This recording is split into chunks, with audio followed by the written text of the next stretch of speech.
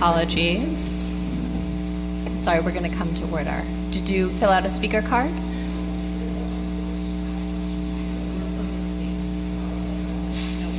The state, yes. Okay. Andrew, are you ready? We're recording. Okay. Thank you. We're going to go on the record as best as we can make it tonight. Before we start, if you want to speak tonight, I have quite a few cards. We are doing the best we can to get this all on the record. Everything you say here tonight will become part of the commission's record in this case. But please, as a fail-safe, I urge you all to pick up an information packet, or at least copy down the web www.y.gov.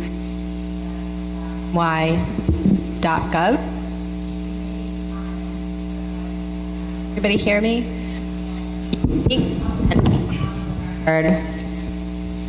To be included in the record by going to the website and searching for this case, 17E0459 or 17G0460. Either way, one is for electric, one is for gas rates. The rates are separate case numbers. And there will be instructions, again, on the handout that Andrew has here for submitting public comments that will become part of the official record. So I urge you all, even if you filled out a speaker card, just in light of the technical difficulties, please consider also submitting your comments online to ensure that they're captured for the record, okay? The website is www.dps, D as in David, P as in Peter, S as in Sam, .ny.gov. And specific instructions on how to find where to put your comments will be in that informational handout. Okay, does anybody have any questions about that? Okay, so we'll go officially on the record right now. 17E0459 and 17G0460, proceeding on motion of the Commission as to the rates, charges, rules, and regulations of Central Hudson Gas and Electric Corporation for electric and gas service. I am an administrative law judge. My name is Erica Bergen. I'm with another administrative law judge, Michelle Phillips. We are the administrative law judges, or ALJs, assigned to this case. And we are here today to listen to your comments and summarize and report your comments to the other commissioners, to the commissioners on the commission. Again, I think I just went through to please reiterate, put your comments on the record on the website. That also holds true if you do not want to make a comment today. You can still go to the website and submit your comments online. You do not have to speak tonight to make your comments on the record. All comments, whether verbal or through the website, if you send the letter to the commission, there's other ways to comment that will also be put into the record. So we're here tonight pursuant to a notice that was issued by the commission on September 11th, and again publicized by the commission in its September 26th press release. For the purposes of this public statement hearing, I asked you all to fill out a card. I'm going to call you in the order that they were submitted. Please come to the microphone to my left. Speak clearly and slowly so people can hear you, and also so that our multitude of recording devices, hopefully one of them will capture what you've said. So with that, I ask that if you have a cell phone or any other beeping, dinging, buzzing electronic device, please silence that out of courtesy for all who are here. And does anybody have any questions about tonight? Ma'am?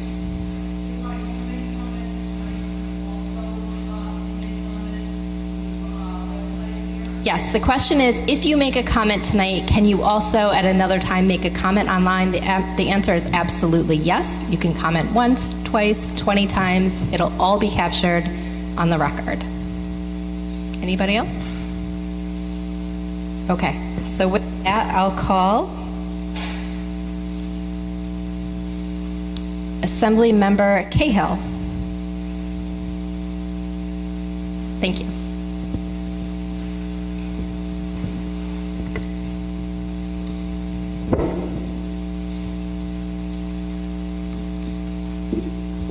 Thank you, Judges Bergen and Phillips. This is something I'm not unfamiliar with. I've been in several rate hearings for Central Hudson, including the rate hearing, the hearing that allowed for the acquisition of Central Hudson by Fortis. I am the Assembly Representative for the 103rd District, which includes most of Ulster County and the towns of Red Hook and Rhinebeck and Dutchess County. I'm also the past chair of the Standing Committee on Energy and a former member of the Consumer Affairs Committee of the Assembly. I am still a member of the Committee on Economic Development, Job Creation, Commerce, and Industry. A significant part, in fact, the vast majority of my district is served by the Central Hudson Gas and Electric Corporation. I offer my comments on behalf of the many people who have contacted my office with concerns over their ability to make ends meet in this challenging economy, and for the residents, all the residents of the district I represent. I thank the Commission for conducting this hearing and respectfully request permission to supplement this oral statement with written testimony to be submitted prior to the announced deadline. I will also do my very best to append a version of my oral comments here today so that there's no confusion over what I did indeed say. It is my belief that the rate request must be dismissed and denied in full. In fact, a review of the facts should lead the Public Service Commission to the conclusion that the current rates for the delivery of gas and electric by Central Hudson should indeed be rolled back. The promise of a takeover by a multinational conglomerate several years ago was that the efficiencies and access to capital under the new ownership would lead to rate stabilization and would be for the benefit of the ratepayers. The opposite has been true. This most recent request is just the most recent example. Shortly after the takeover, after a brief rate increase moratorium, Central Hudson embarked on a multi-year rate hike that wiped out any savings from that freeze and also ate up all the meager community benefit fund that was required of the company in the takeover approval. What took 3 years then to accomplish, the company is seeking here to do again in a single year. That is to wipe out all of those savings for ratepayers and increase their bills by $10 a month, $10 a month, with no improvement in service, no means by which the average consumer can save, and without regard to the working people of this valley and those who rely upon fixed incomes. The various bases offered by Central Hudson, while polished with a slick public relations varnish, are little more than window dressing for their attempt at ratepayer robbery. Please allow me to address some of the specifics. Replacing aging poles and equipment. That is already provided for in the rate and has been the subject of rate requests in the past that were granted. In other words, we are already paying for the replacement of aging equipment. In addition to that, there is a set process in public service law for determining how much and if any amount should be given for that purpose over and above what has already been given in previous rates. Utilizing modern technology to reduce service interruptions and lower consumer energy costs. This should bring about its own savings. Just telling customers, as Central Hudson often does, that replacing their refrigerator or air conditioner will pay for itself, so too will Central Hudson upgrading their own systems pay for itself. There is no need to increase rates on customers so that Central Hudson can do exactly what they tell their own customers to do.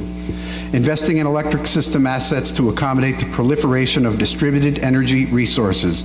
There is already a tariff in law, in statute, for the interconnection of distributed energy resources, net metering, and Central Hudson is already free to negotiate for larger installations.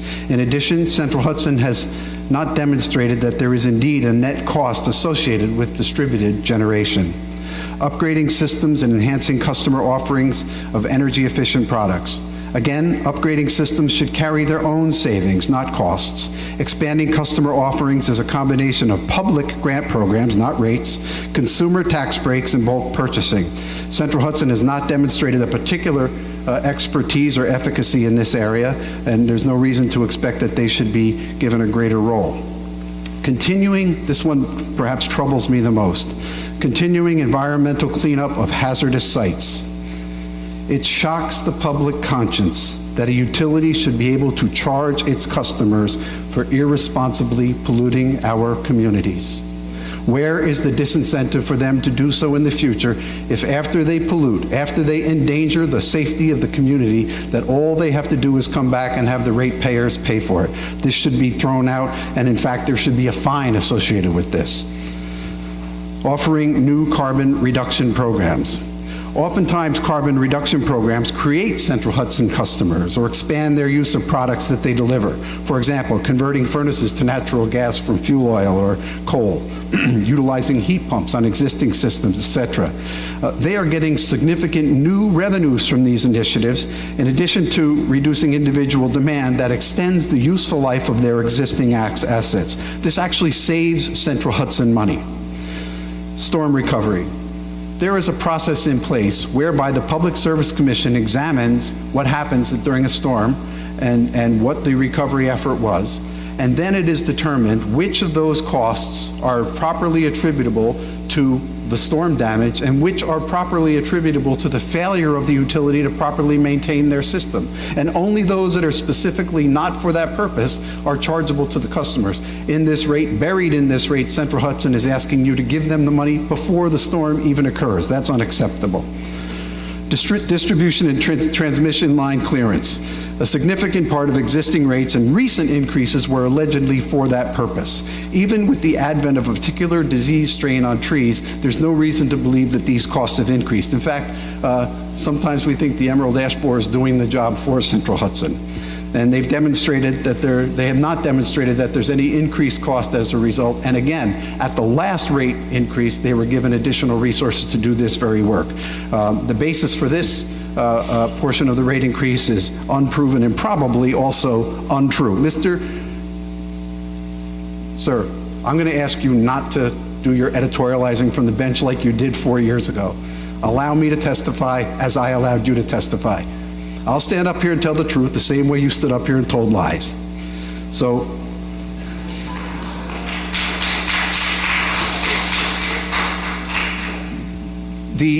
also buried in this rate filing is a request for an increase on the return on equity. Let me translate what that means in plain English. It's the bold assertion that Central Hudson wants to make higher profits.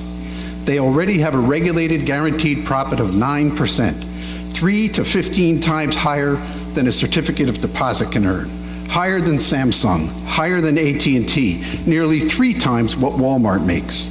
Meanwhile, the paychecks of working people continue to shrink in terms of real dollars, and people in fixed incomes are struggling more than ever. Increasing low-income bill discounts.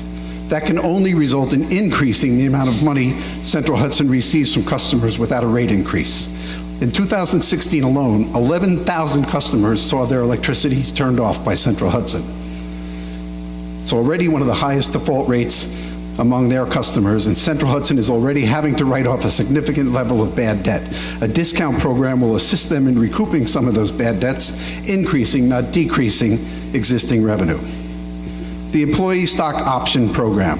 I'm still combing through the very interesting and detailed testimony of Sharon McGinnis on this subject.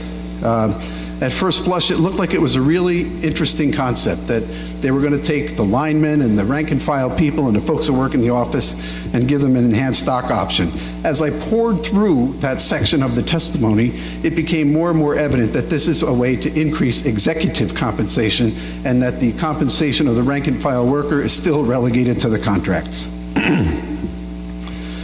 So, what do we have here? In brief, Central Hudson is standing before the PSC today and asking ratepayers to increase profits, to buy stock for its executives, to pay for environmental crimes committed by the company, and pay again for a variety of expenses ratepayers have already been charged for in previous rate filings. In addition, asking for rate increases in the name of modernization is counter to virtually every experience we have had in that area. Computing power is cheaper than ever before. Energy efficiency technologies that the company can use are readily available and actually save, not cost money. Energy efficiency on the part of the customers is extending the life of existing Central Hudson assets. Distributed generation interconnections are already provided for on an ad hoc basis, and there's no need to socialize these costs any further. At the same time, the movement toward a lower carbon footprint is steering customers to and not away from Central Hudson. Making it easier to pay the bill through a no-fee credit card transaction and low-income billing discounts will chip away at the bad debt the company experiences because of bill defaults and the expensive process of shutting down and re-upping a customer. This means more money for Central Hudson without a rate increase, just by being a little better at business. And then there's the public. The sale of Central Hudson to an international conglomerate brought the promise of access to vast amounts of capital, of the efficiencies of scale, and of rate moderation. The reality was that after a temporary and brief rate freeze, and after that ended, and after the community benefit funds were spent, Central Hudson went on a rate increase spree that resulted in a double-digit increase in delivery charges for the rest of the folks in the United States and Canada, while they all experienced a dramatic lowering of their energy costs. Ours went up, everybody else's went down. Now, before the ink is even dry on the previous increases, they want you to allow them once again to do it all over, costing ratepayers another $10 a month, over $100 a year, all to do what they are already required to do by law. Not only should this rate increase be rejected, it is incumbent upon the Public Service Commission to review existing rates with an eye toward a reduction to align them with the economic realities of our times and place. This proposal is bad for business. It's bad for our communities. It's bad for our consumers. It's just plain bad. It must be rejected. In addition, and perhaps in part because of the technical difficulties tonight, I would ask that the Commission consider extending additional hearings, particularly for people in the rural parts of our community who have not had an opportunity to attend a meeting like this, and one of the 3 that are being held, and allow for additional time for comment before any recommendation is made or any decision is rendered. Thank you very much. Thank you.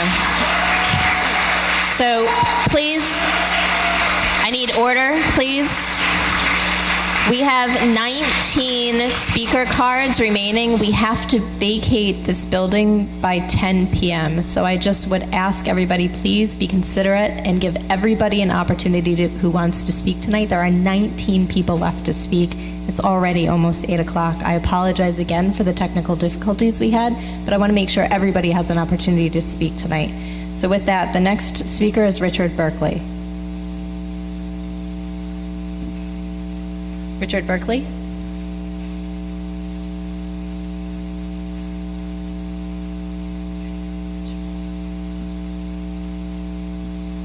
And just before he starts, I think maybe it'd be prudent to advise Pamela Krimsky, you will be next, if you could just be prepared to come up. Thank you. Mr. Berkeley. Hello, my name is Richard Berkeley. I'm the Executive Director of the Public Utility Law Project of New York, otherwise known as PULP, a 35-year-old not-for-profit public interest law firm whose mission is to advocate, educate, and litigate on behalf of New York's low-income and fixed-income utility consumers. Thank you, Judges Phillips and Bergen, for the opportunity to come before you today to comment upon Central Hudson's proposed rate increases. Thank you also to all the state and local elected officials concerned about this case and opposing its rate increases, including Assemblymember Kevin Cahill here today, Frank Skartatos, who testified in Poughkeepsie, Senator Bonasek, who appeared by letter in the public comments, and local and county officials such as Councilwoman Jen Metzger and others appearing by public comments in the record. Finally, I want to thank all of you in the audience for taking the time to become involved in this vitally important public process in which, among other things, your electric and gas bills can be increased by significant amounts for years to come.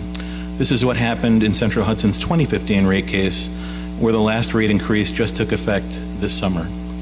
In addition to the impact upon your finances, a 13.5% increase on electric rates, an 18.5% increase on gas rates, another reason it's important that you are becoming involved in this case is because it is only in rate cases such as this that the company's actions can be made transparent to its customers and interveners, such as my organization. And it's the only time that you can hold the company accountable for corporate behavior you may or may not like, or that you may not find to be in your community's interest. Transparency and accountability are even more important in this rate case than they are usually, because in a report on an investigation done by the Department of Public Service, it was revealed that Central Hudson terminates customer gas and electric service at a far higher average rate than most of New York's energy utilities, and it terminates service at a significantly lower amount and a significantly lower period of time than its sister energy companies do. Finally, as it did in 2015, Central Hudson is again seeking an increase in the basic service, or what is known as a fixed customer charge, which disproportionately harms low-income, fixed-income, and low-usage customers more than others and disincentivizes conservation. Together in 2015, we fought back those anti-conservation increases, and we kept them from harming your community's most valuable, vulnerable households. I ask you join us and do that again. So besides increased transparency and accountability, why is it important that we are here discussing this rate case? Well, in June of 2017, according to the federal government, New Yorkers paid the 7th most expensive electric rates in the United States. In 2015, the time of its last call for increased rates, Central Hudson was the 5th most expensive electric company in the 48 contiguous states. Despite New York's high-priced electricity and despite 3 years of increases that the company received in 2015, in its most recent rate case, Central Hudson is again asking for double-digit increases. Those double-digit increases will raise the company's electric revenues by $43 million and gas revenues by $18.1 million. At the individual household level, these increases would raise electric bills on an average of around $8.85 a month, approximately a $106 increase a year, and gas bills on an average of $14.33 a month. Now let's contrast the problems with affordability in the company's service territory. In the city of Kingston, where we are tonight, 28.8% of children under the age of 18 live in poverty. 30% of woman-headed households of children present live in poverty. 8.7% of senior citizens live in poverty. And another 45% of households live between the poverty line and the line where they can actually afford to pay all their vital bills, like heat and power and medicine and food. In the neighboring village of Red Hook, 53% of consumers cannot afford their energy and other vital bills. In Rhinebeck, 48% of consumers can't pay their bills. Switching to rural Ulster County, in Lake Katrine, 23% of residents live below the poverty line. Another 38% cannot afford their vital monthly bills. In Pine Hill, 34% live below the poverty line, and another 30% can't pay their monthly bills. I could go on at length, but the picture of unaffordability is clear. In both large urban areas and in small rural areas, the company's customers have not fully recovered from the Great Recession that began in 2008. Almost 10 years later, the company's customers are still struggling to pay their bills. In many of the areas of this company's service territory, recovery from the Great Recession has meant moving above the poverty line, but not into a zone where they can actually pay all their bills. Looking at it as a county-wide average, 45% of Ulster County residents, 41% of Orange County residents, 39% of Dutchess County residents have significant difficulties in paying their bills. And this double-digit rate increase will intensify those challenges and increase shutoffs by a company that already terminated more than 11,000 customers last year. There is a vast gap between the large and small municipalities and the county's serious unaffordability crises and their residents' inability to withstand more negative financial pressure and the company's proposed increases. Going across the river to Poughkeepsie, 35% of children under the age of 18 live in poverty. 41% of woman-headed households of children live in poverty. 11.7% of senior citizens live in poverty. And another 42% of households live between the poverty line and being able to afford their vital bills. Going south of Kingston into Orange County, the towns of Newburgh and Cornwall acknowledge the inability of their residents to pay all of their bills and to withstand this rate increase. They acknowledge it by passing resolutions opposing the rate increase in August. In the city of Newburgh, 46.7% of children below the age of 18 live in poverty. 57.5% of women-headed households with children live in poverty. And an additional 34% of households live between that poverty line and the line where they can afford their bills. And 26.7% of seniors live in poverty in Newburgh. Let me end tonight by doing three things. First, let me share some comments from residents of the company's service territory. Bobby and Bill Blitzer of Willow say in their public comment, Central Hudson Gas and Electric Corporation, your proposed double-digit raise in rates will be a great hardship to us elderly living on a fixed income. Eileen Kelly's public comment said, Dear Secretary Burgess of the PSC, as a senior citizen on a fixed income and a customer of Central Hudson, I find their proposed increase of 13.5% to be totally unrealistic and frankly disheartening. In this environment of uncertain future federal and state policy and taxes, I'm very concerned that New York can no longer be the home for its current senior residents. Second, I'd like to suggest to all the municipalities in this service territory, and those of you in this room who are getting involved in this case, consider becoming a party. It will help you get your interest heard in the rate case process. It will be heard by the company, it will be heard by the PSC, and your participation will result in a better record in this case from which the PSC will make its final decision. Last, I want to join Assemblymember Cahill in requesting more public statement hearings in this case, and particularly in the rural towns and areas of the company's service territory. While it is easy for us from while it is easy for us from Albany to come down to Kingston or Poughkeepsie or Newburgh, the heart of the service territory resides in the towns, hamlets, and the rural areas of the counties, and those residents must be heard. I look forward to seeing you at those additional hearings. Thank you. Thank you for your comments. Pamela Krimsky is next, and after Ms. Krimsky will be Darrett Roberts. Okay, you'll be after Ms. Krimsky. Hi, I'm Pam Krimsky, and I just want to say that I heartily object to any increase in our utility bills. They are way too high as it is. I remember when there was talk about Fortis taking over Central Hudson, and we were guaranteed that we wouldn't be seeing rate increases for a really long time. This is a really high rate increase. You're not raising our rates for our sake. The public is not feeling that way at all. I remember, and I don't have the statistics right now, but I remember when I lived at Columbia County, there was Niagara Mohawk there, and their rates were so much cheaper than Central Hudson's, and that's before the time when it was taken over, when Central Hudson was taken over. People are burdened. What that gentleman had to say, it's magnified. We have been made poor by the rich.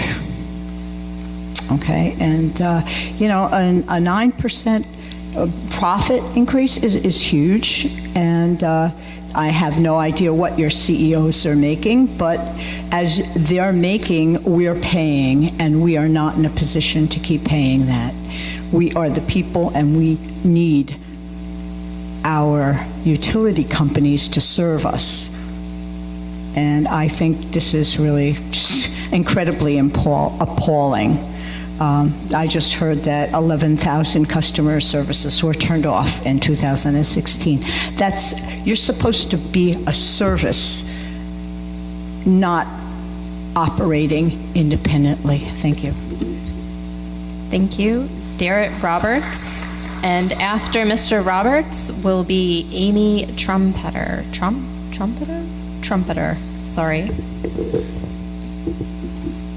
Hello, my name is Darrett Roberts, and what I want to do, as I said again, is what we're going through now is not a recession, but we're going to be going into maybe a bigger recession, and one of the reasons is the pay increase that Central Hudson putting on us.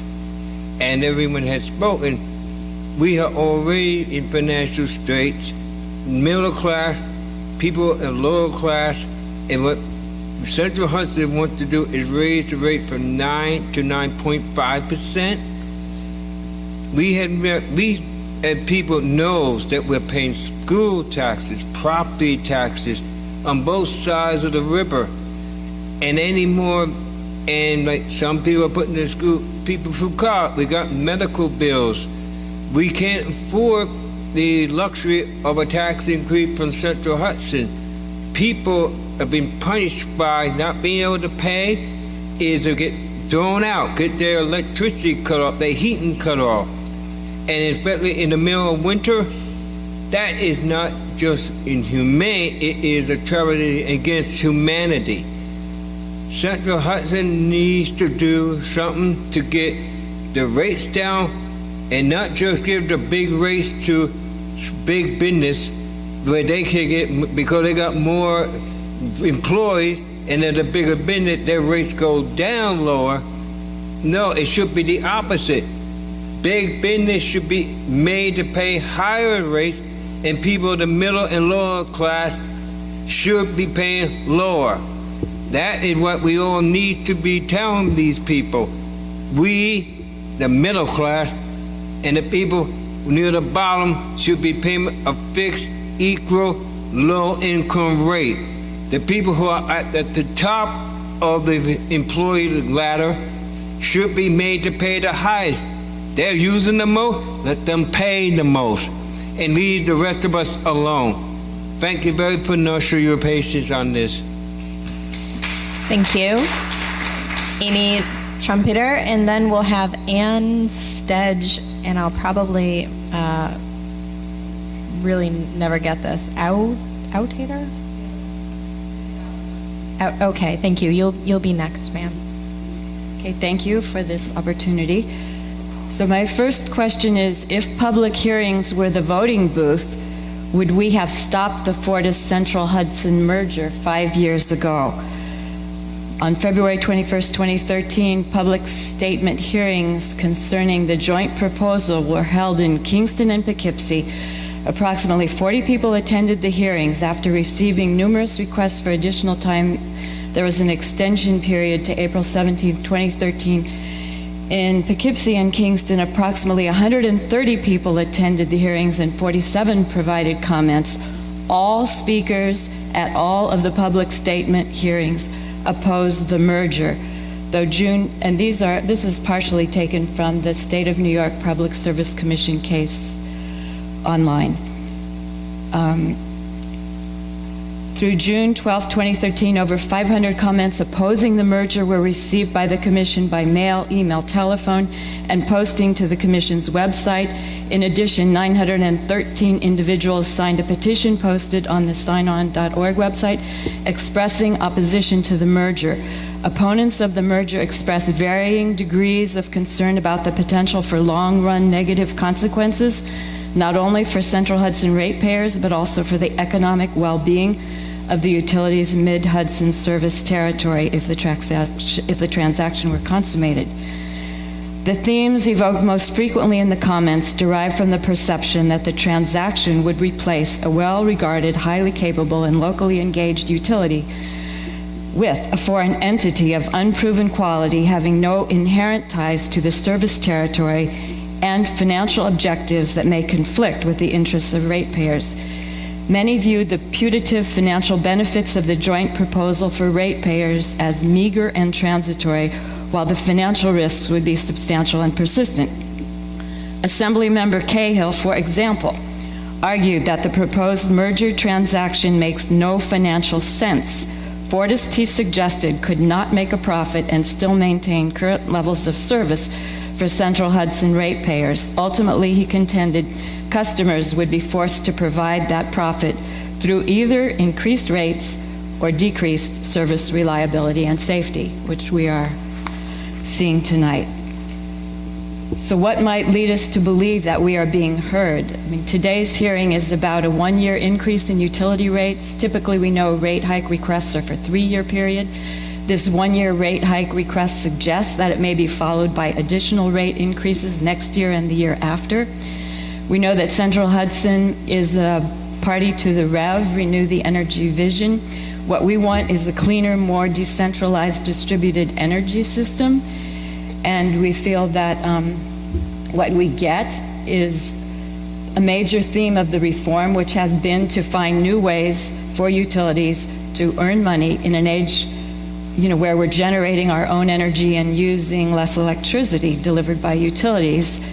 And I want to thank people also for talking about low to middle income. Last question, can the balance be tipped toward our human needs? I've been at several rate case hearings in Poughkeepsie.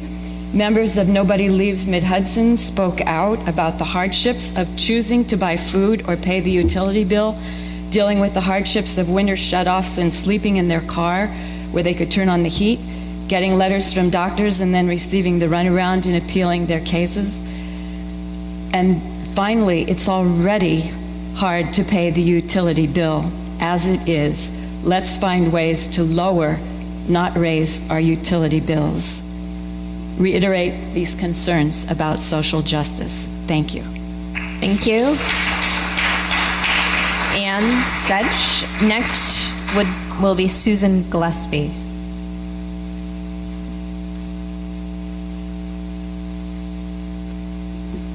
Hi, my name is Ann Stedge Outwater, and I live in the city of Kingston, and I'm a residential customer and I believe a small business customer. According to what I've read, and I need to do more research, I think that as a residential customer and small business customer, it is just outrageous that I will be facing at least a 7.5 increase in electricity rates and at least a 7.4 increase in gas rates. I do not believe these increases are reasonable. One question I also have is, why is this being done over a 1-year period and not the usual 3-year period that I've read about? Since according to what I have also read, the typical U.S. household uses slightly more than 10,000 kilowatts per hour per year, will you also be charged another service charge of $1 to $4 per month plus volumetric charges? These are just additional fees for Central Hudson to make profits. We are being nickeled and dimed to death by separate and additional fees and charges. Also, Central Hudson has in the pamphlet you handed out to us, it says that you're offering a bill redesign project and elimination of fees when customers pay by credit or debit cards. So does that mean if I pay by check, will I then pay an additional fee? Or if I pay by automatic electronic funds transfer, will I also pay additional fees? And as a landlord, I will have to pass on these additional costs to my tenants, and most of them are on fixed incomes. And as I currently pay the entire heating cost for the building, I don't believe this will be fair to them.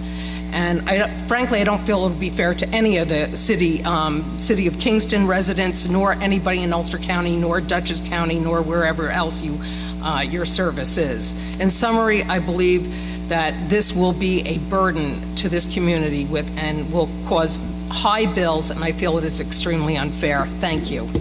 Thank you. Next we'll have Susan Gillespie, and after Ms. Gillespie will be Douglas Smith.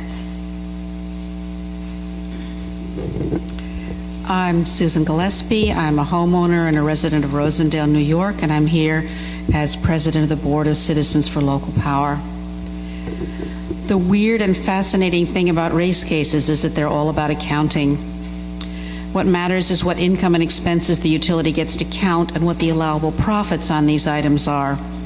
How the proceeding affects ratepayers and whether the investments that get made are in the interest of society are actually fairly secondary considerations.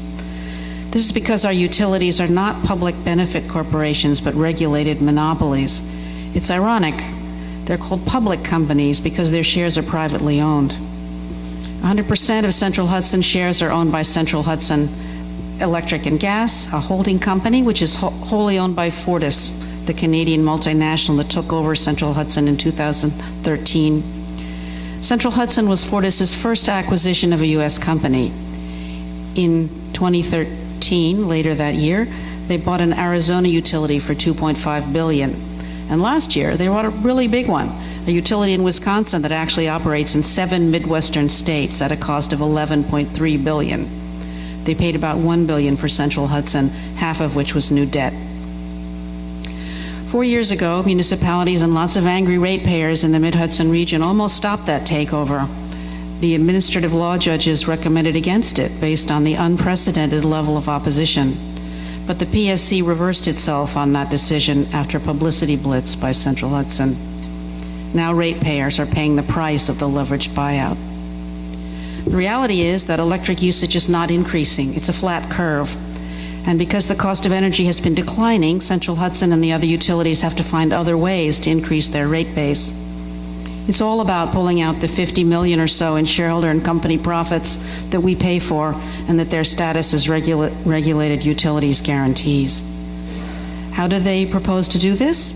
Naturally, by raising our rates, and then also by spending on capital projects that give them more equity on which they can then charge the agreed return.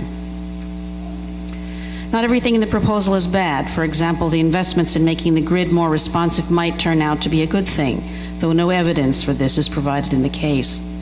What is clear is that the proposal includes some things that, as ratepayers, we definitely need to reject.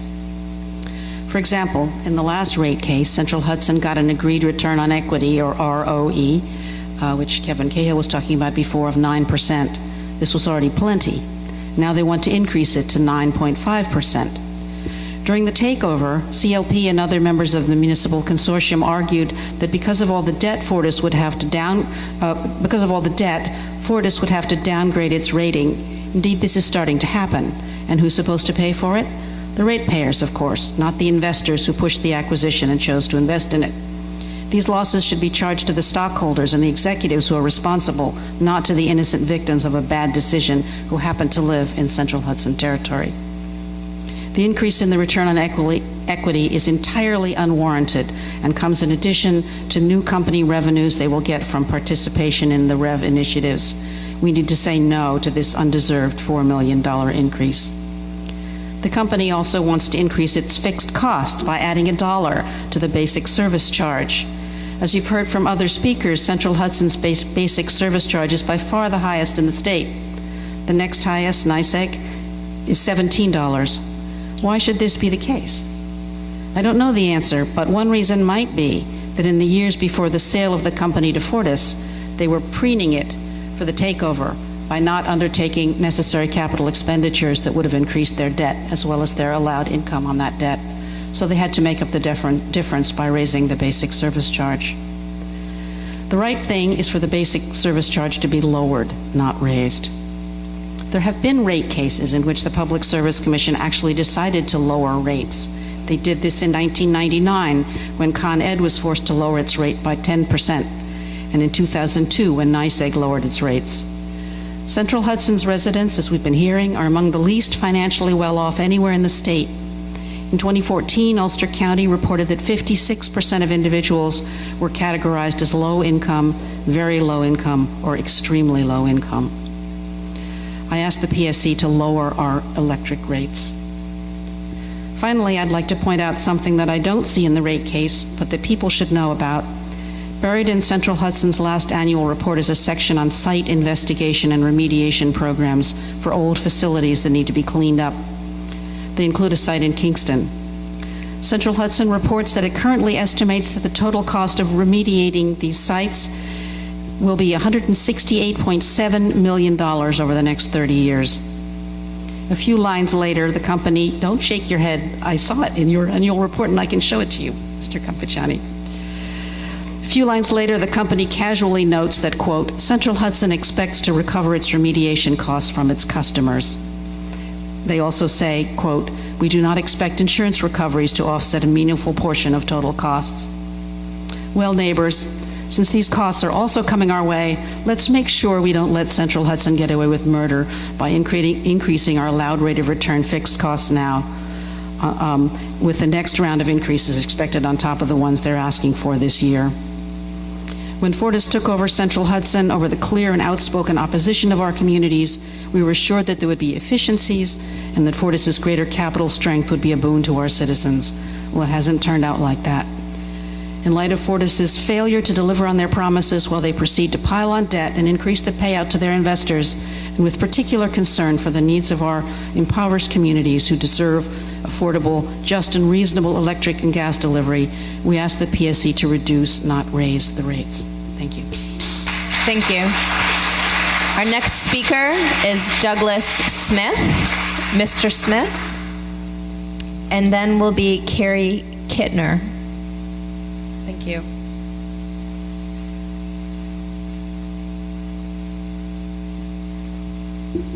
I'll make this very brief. I don't buy much electricity from Central Hudson because I produce most of it myself from a solar array.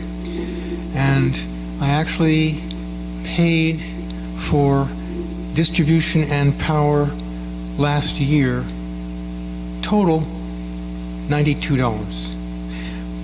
The reason I'm bringing this up is that I think what we should do is make a concerted effort to go to renewable energy sources like solar power, rooftops, get communities living in apartment buildings to make community arrangements so they themselves can also get solar power. It is much, much cheaper than buying power from Central Hudson or from having Central Hudson distribute it to you. When you produce your own, you don't pay distribution costs. So I'll leave it at that. Thank you. The next speaker is Carrie Kittner. After Ms. Kittner is Samrat. Sorry, I can't make out the last name. So to the P. Okay, you, sir, will be after Ms. Kittner. Hi, I'm Carrie Kittner. I am a homeowner in Barrytown, New York, which is across the river. And I will be very brief. Just a few points I want to make is that Central Hudson is a monopoly for-profit business that is regulated by the Public Service Commission. It's a public service, and electricity is not, it feels like the system was made before our time. It seems like the system is not really working anymore, where something as basic as electricity, which brings us water, heat, and refrigeration as basic needs. They're just basic needs. So it becomes a conflict of interest to have a for-profit company delivering a public service. And my main point is that when people input electricity, solar energy, or they use less energy, they are actually performing a public service because they are using less dirty energy. So those people really should be benefited by this. And I think that a proportional service fee is much more fair rather than having a flat rate delivery charge. If you're using a tiny amount of electricity and it starts to become a much larger percentage of your electric bill each month, you're paying a higher per kilowatt hour rate. And that's not fair if you're actually performing a public service by either reducing your energy or producing your own energy that goes into the system. So I would propose a proportional service delivery fee. And I also would just add to that I think that we need a lot of improvements in the net metering so that more people can put in more energy and are actually benefit by it. If I understand correctly, you can put energy in and you can take energy out, but if you put in a lot more energy than you use, that you don't actually get paid by Central Hudson the full rate for your kilowatt hours. And I think that should be changed, and I agree that we need to produce more local power. And I think that's it. Thank you. Thank you. We had Samrat and then Andrea Staskowski.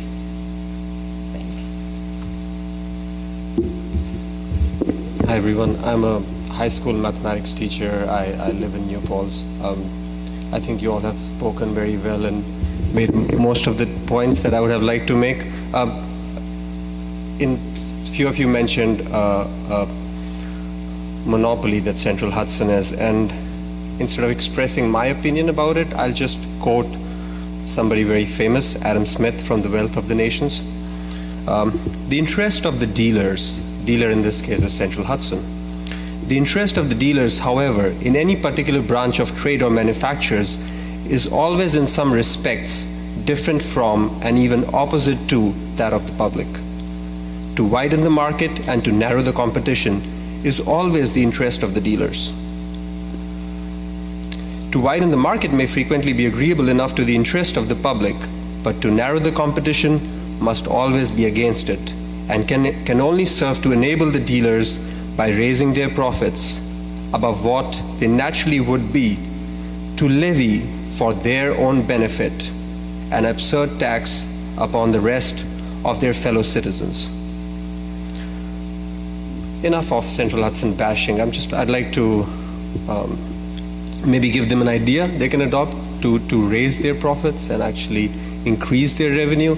A very simple idea which I think they would have come up with, and I think other electrical utilities that are more conscious publicly would already have, is offering incentives for electric cars. Now there's some greenwashing here about electric cars, but I'll give you some figures on that.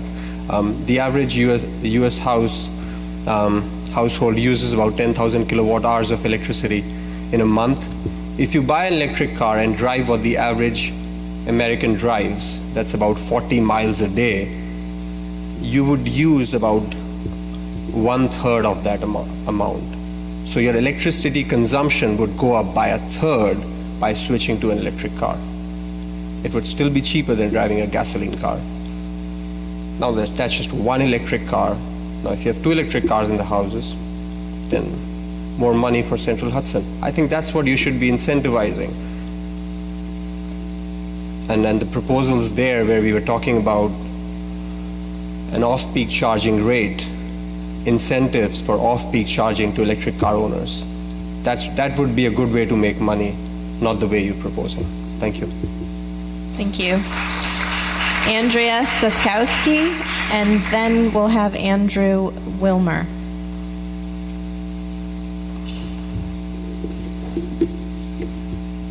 Thank you. My name is Andrea Staskowski, and I am a Kingston resident. And I want to thank everyone who has commented so far. I haven't heard anyone I've disagreed with, and I appreciate Assemblyman Cahill's thorough analysis of the situation, and I just want to make a few brief points.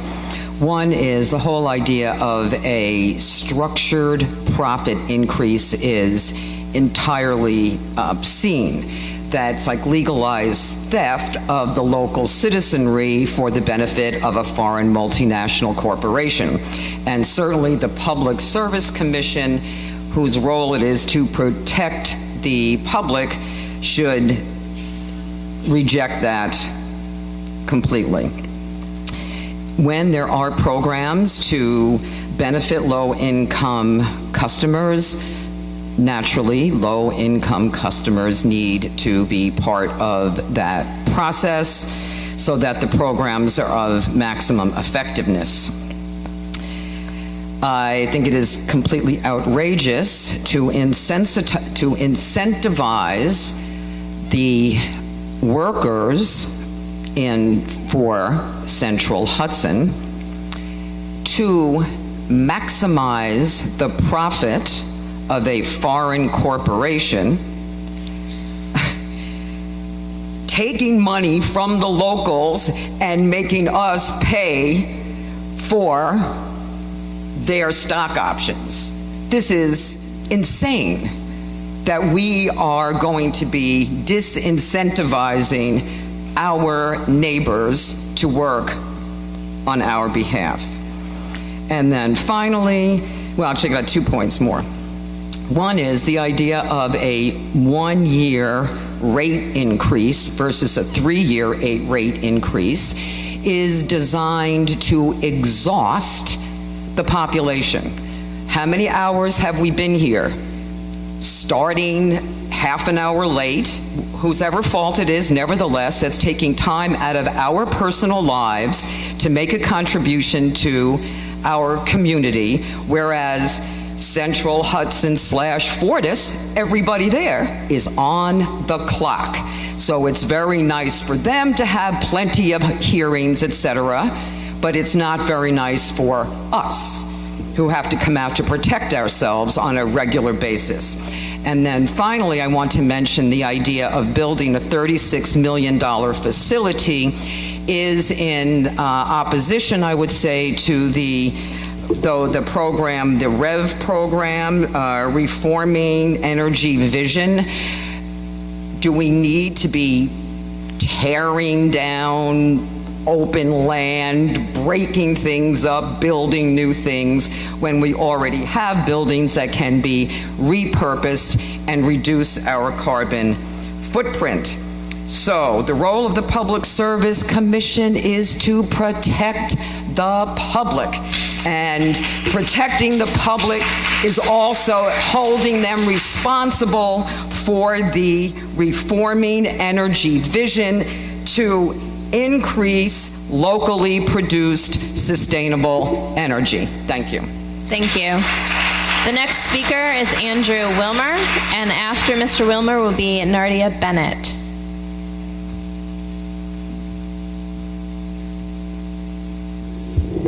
Hi, my name's Andrew Wilner. I live in Rosendale, New York. So I've been listening, and I thank everybody for their comments, and I'd like to go back to what I said originally. Any corporation wants to increase its profits, and Central Hudson is a corporation that wants to increase its profits.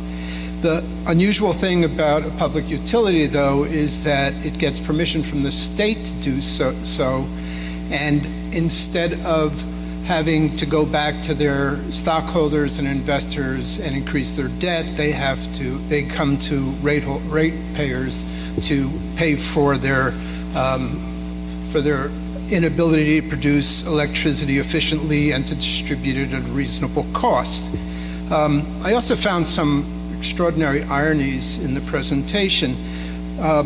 One of the expenses that the gentleman talked about was the removal of ash trees that might die and fall on their lines. The emerald ash beetle is a direct result of global warming, which is caused by fossil fuels and carbon being emitted into the atmosphere, and Central Hudson is obviously involved with that effort. They through their distributors discharge carbon into the atmosphere, causing global warming. So I will submit written comments, but there's a couple of things that I'd like to talk about, and one of those is the idea that upstate power has to be sent to downstate users. This is ludicrous. In an age when we understand how distributed energy is much more efficient than building huge transmission lines that are vulnerable to all kinds of things like weather and even terrorism, small, secure, local, community distributive systems are significantly better and cost less in the long run. And perhaps lastly, the idea that the company would have ratepayers pay for environmental cleanup is anathema to me. I spent several years of my life as an environmental advocate, and a lot of that time was spent suing polluters who broke the law and winning those cases, and several of them were about coal gasification plants. That's not the responsibility of the ratepayers. That's the responsibility of the company and their stockholders to do that cleanup and do it well and do it quickly to protect the public from those poisons. The other thing is that I read with some interest about a training center. New York State has some of the best community colleges in the country. I think that any training that has to be done should be done through the community colleges. And again, as I said, I'll be preparing other statements to submit. Thank you. The next speaker is Nardia Bennett. After Ms. Bennett will be Fred Zimmer.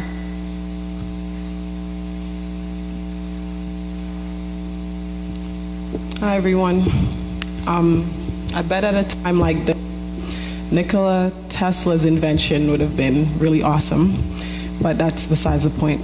But I just would like to show my opposition to this rate increase because I've had 2 cutoffs actually since I moved back upstate, because I was living in the city where you had the option of Con Edison and another power company, can't even remember the name, but basically I was in a 3-bedroom apartment with 3 people, sometimes 4 or more, and I never remembered paying not even $200 a month, if that, for that service. However, after moving upstate, I guess the merger happened in 2013, and I think I may have moved the year before that, or the same year.